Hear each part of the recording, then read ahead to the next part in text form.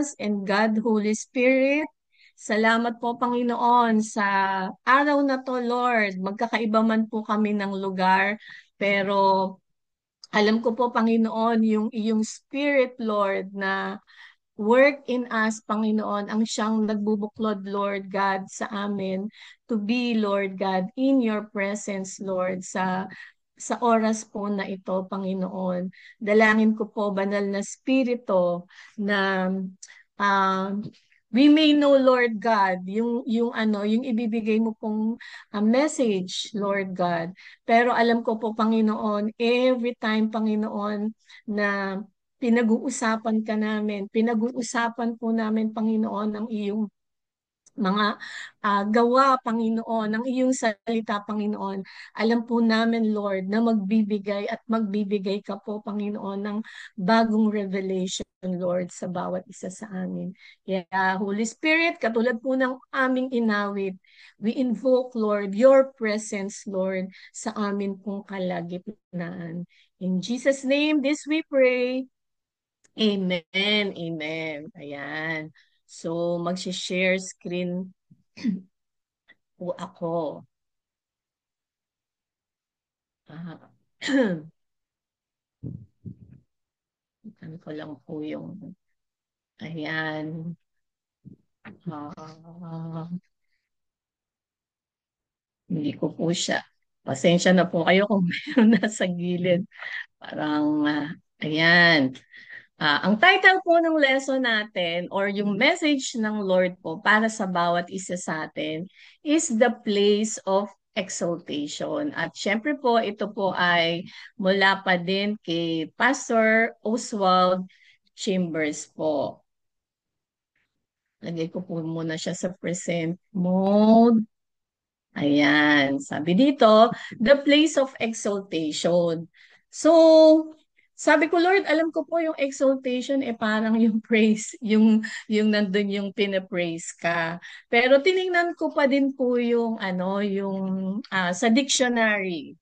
So, from ano po ito, from Cambridge, sabi ganun, it is a noun na nandun, ito daw po yung place of exaltation or yung exaltation po, na particular na word po na tiningnan po, sabi nga yun, yung state of extreme happiness daw po. Yun po yung sinasabi niya. At yung isa po pa niyang meaning, sabing ganon, ito daw po is the action of elevating in rank, power, or character. So sabi ko, Lord, yung palang lugar kung saan mo kami inilalagay ay yun yung lugar na may pagbabago, maaring kasi nga po nagko-commune tayo sa ating Panginoon.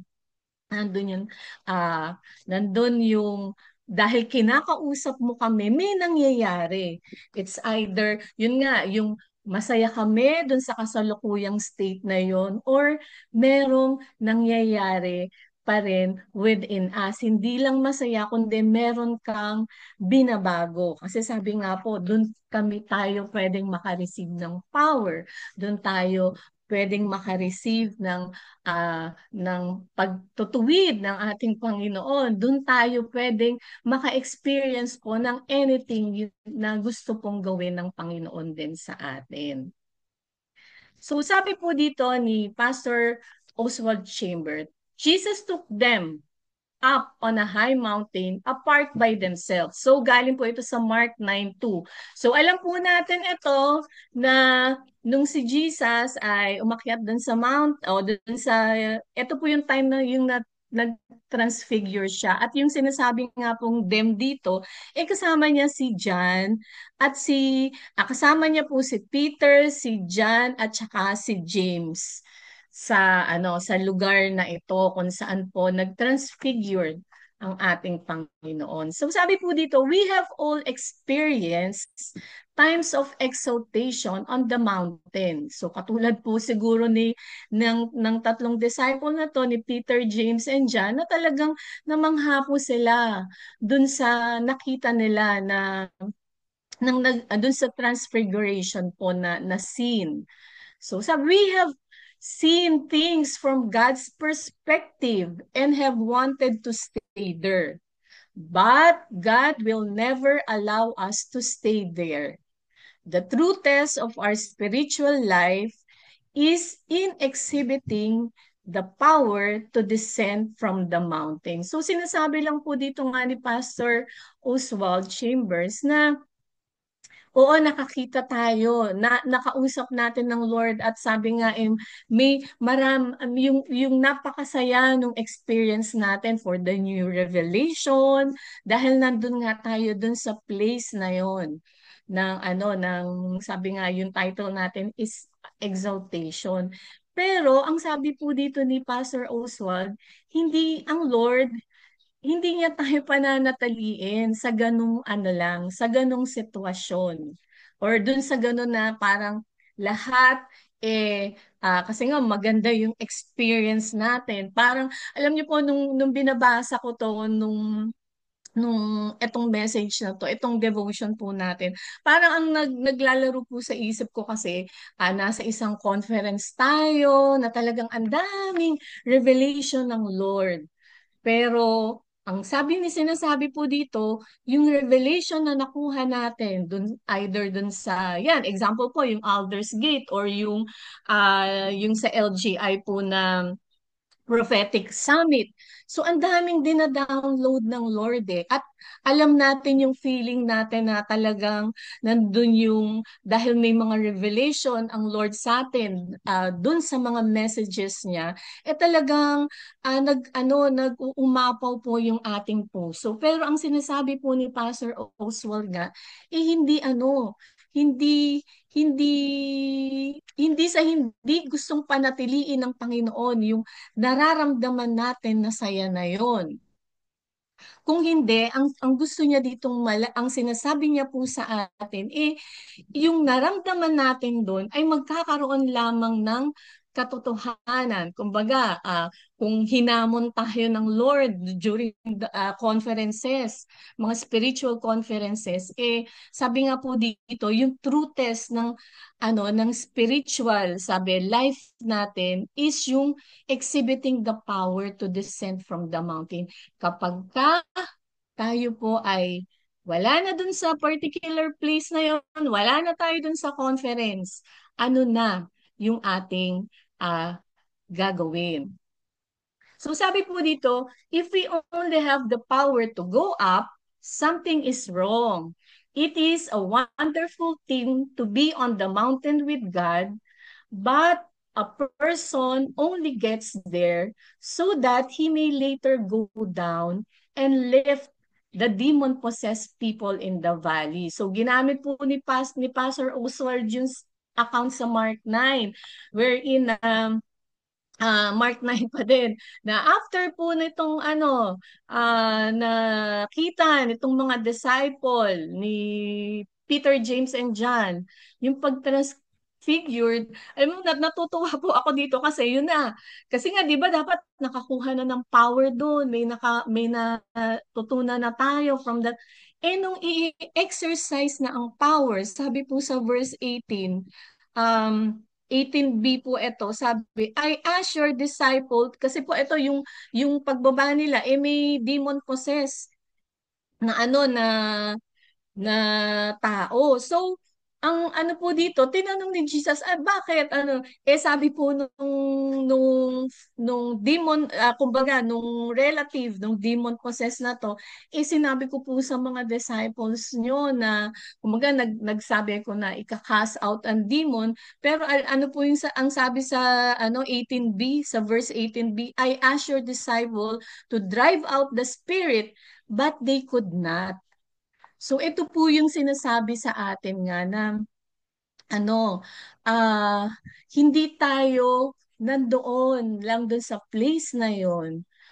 To be in all, part po talaga yun. Pero may ine-expect po sa atin na nagawin. Kumbaga kung ano yung natutunan natin, kung ano yung na-receive natin from the Lord. Sabi, we are not made for the mountains, for sunrises, or for other beautiful attraction in life. Those are simply intended to be moment of inspiration. Sandali. So, ayan. Sab yun nga, ano lang siya, ah yung moment na yun na naka-receive tayo ng revelation from the Lord, new revelation from the Lord, ano yun, to inspire us or to ano po, to mas ano na motivation to do kung ano po yung ni-reveal sa atin ng ating Panginoon. Sabi, we are not made for the valley and the ordinary things of life. And that is where we have to prove our stamina and strength. Yet, our spiritual selfishness always wants repeated moments on the mountain.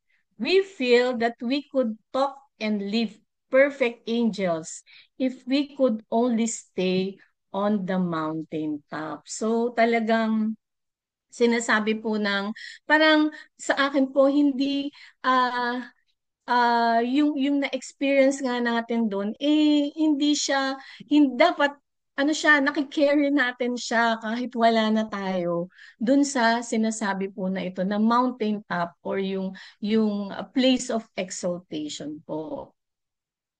Those times of exaltation are exceptional and they have their meaning in our life with God.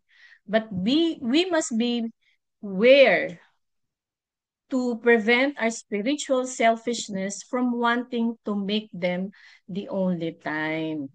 We are inclined to think that everything that happens is to be turned into useful teaching.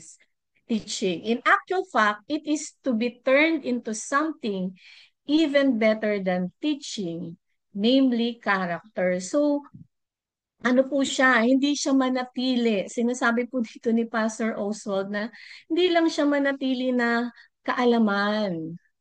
Hindi lang siya manatili, yun na knowledge. Kung hindi, may something na nangyayari. Binanggit po niya dito sa character natin or maaaring yun nga, may talagang pinapagawa sa atin na talaga ang Panginoon. Kaya nandun tayo, kaya in-encounter niya tayo dun sa place na yun. The mountaintop is not meant to teach us anything. It is meant to make us something. So talagang may ginagawa ang Panginoon dun sa encounter na yon, dun sa experience natin na yon, sabi sa mountaintop experience na yon, wherein yun nga, naranasan natin ang presence ng Lord, nag-reveal siya, pero yung sinasabi to, hindi lang ito para may ituro sa atin ng Panginoon, pero meron something na dapat nating gawin either para sa ating sarili or para sa kung ano po ang pinapagawa sa atin ng Panginoon. Sabi po dito ulit, there is a terrible trap in always asking, what's the use of this experience? We can never measure spiritual matters in that way. The moments on the mountaintop are rare moments. They are meant for something in God's purposes. So hindi ko na po babasahin itong mga scripture na to sa Isaiah chapter 11 to 13 and Ephesians 4 po. Pero alam niyo po, itong sinasabi na purpose nitong ang mountaintop experience ito. Dito po sa Ephesians 4, siya po yung pinagtuunan ko nung ginagawa ko tong devotion na to. Alam na po natin na ito yung sinasabi ng Lord sa atin na ano po ba 'yon? Unang-una, yung unity. Yung tinuturo sa atin sa atin ng Panginoon is yun, yung unity sa body of Christ na maging ano tayo. Ito yung purpose ng Lord kung bakit niya tayo ini-encounter dun sa lugar kung saan tayo ay nakikipag-usap sa Kanya. Or yung sinasabi nga dito na yung mountaintop experience is makikita po natin dito sa Isaiah 11 to 30, chapter 11 to 13 at Ephesians 4. Sa Ephesians 4 po talagang yung gift, sabing ganoon, kung ang Lord may na reveal na nag-gift siya sa atin, talagang ang sinasabi po doon gamitin natin ito. At ang alam naman po natin na ang isa sa sinasabi dito sa Ephesians, kung na-receive natin yung gift na yon, yung fivefold ministry, sabi nga to equip for us, kumbaga sa term ko po maging useful dahil ni-reveal na ng Lord yung ano na to, yung mga gusto niya, yung purpose niya para sa atin po. So, last na po pala. Sabi po dito sa Wisdom from Oswald Chamber, to live a life alone with God does not mean that we live it apart from everyone else. So katulad nga po ng sinabi dun sa Ephesians 4, ano siya, tinatransform tayo ng Lord kasi may isa po doon na gusto niya na may binabanggit po doon ng Lord na yung from old self to new self. So yung transformation, yun ang gusto ng Lord sa atin. Para yun nga bukod din sa spirit maging mature tayo spiritually para po kanino? Yun nga para ito ay magamit natin, hindi lang para, kumbaga, makita ng Lord na, transform na, Lord, may gift na ako. Kung hindi, magamit tayo. Sabi nga, the connection between godly men and women and those associated with them. Kumbaga, magamit tayo ng Panginoon. At sabi nga din po dito sa Ephesians, 4, para po ang body of Christ. Yun, magamit tayo sa body of Christ, magamit tayo to equip the saints. Yun po yung term dito, yun to equip ang mga tao din na pinapadala niya po sa atin. So, ito pong wisdom po ni Oswald Chamber ay nag-quote po siya ng word ng Lord from 1 Timothy 4:10. Hindi ko na po siya ginawan din ng slide. Sabi po dito, that is why we labor and strive because we have put our hope in the living God who is the Savior of all and especially of those who believe. So, yung atin pong place of exaltation. Sabi ko nga kanina, yung exaltation is maaring hindi maaari, yun yung moment na talagang may mga nire-reveal sa atin ng Panginoon ay hindi lang po ito para ma-experience natin, malaman natin, kung hindi para po tayo ay makakonect or maggamit ng Panginoon para po sa nakararami. So, for my reflection po, ito po yung nilagay ko. Sabi ko po, God transforms and empowers us at the place of exaltation so that we may serve as His instrument in fulfilling His perfect plan for all people and achieving His purposes for them. So tayo po yung gagamitin, yung encounter natin sa Panginoon, yung na-transform na life natin po, yung sa daily, sa daily na pakikipag-commune sa Lord, po yun, hindi lang for our own yung revelation ng Lord, kung hindi magamit po tayo ng Panginoon sa paligid at sa mga tao po na ibinibigay niya sa atin, maaring to teach, to share the Lord Jesus Christ. So the place of exaltation, in the name of the Father, the Son, and the Holy Spirit po. Amen. Amen and amen. Sige po. Maraming pong salamat, Ate Venus. At ipag-pray po natin. Bless po natin si Ate Venus as one of our traditions here now in Daybreak. So let us all unmute and let us speak for blessing for Ate Venus right now. Our most gracious Heavenly Father, In the we name of lift up our Jesus. sister Yes, Father Venus. God, Lord, thank you for the We life pray, of O Hallelujah. Lord, Sister that We Venus, thank you provide for ang the iyong life of anak na ito, Sister Panginoon Venus. Lord, na knowledge We binigyan and ask mo, O wisdom. God, Panginoon Salamat sa ng kanyang isang na Visit puso, Sister Venus Panginoon, may na guiding handang and sumunod sa iyo, her serving you. maglingkod sa Lord, iyo, in her the name of Panginoon. Jesus, Maraming release salamat, her of Panginoon the Lord, the word, na O God. pag-pray, O God, Let that the you will word sustain guide us, her, O po God, ng kanyang maintain her, pamilya, Panginoon. bless her, Lord Give her God, everything that she your needs, love, Panginoon, to be able, vision O that God, Venus bless to her provide obey you, O family, God, the Lord, oh in Lord every God, tayo Lord, decision, Panginoon na Lord, na magbibigay ibibigay ng mo. lahat ng kanilang after Pagpalain mo praying po ang salvation kanyang of buong her Bibigyan family, sambahayan, naman O sa God, pangalan ng Jesus. ang kanyang buong pamilya, Nakatapagod Panginoon, of Jesus, kanyang Lord. mga pagtatrabaho, O God, ang lahat ng ministry, O God, na pinagkatiwala niyo sa kanya. I declare good health, we declare joy, continuous joy in serving you, O God. Peace, Panginoon, that surpasses all In understanding. Jesus' name I Thank pray. you, Amen. Lord, for Sister Venus. In Jesus' name, amen. Pero po pa sa atin pong dumating ang araw ng kanilang kapanganakan o anibersaryo. For the celebrate for today. Kung wala po, Pastor David, marami pong salamat. Let us receive the benediction of God through thy servant.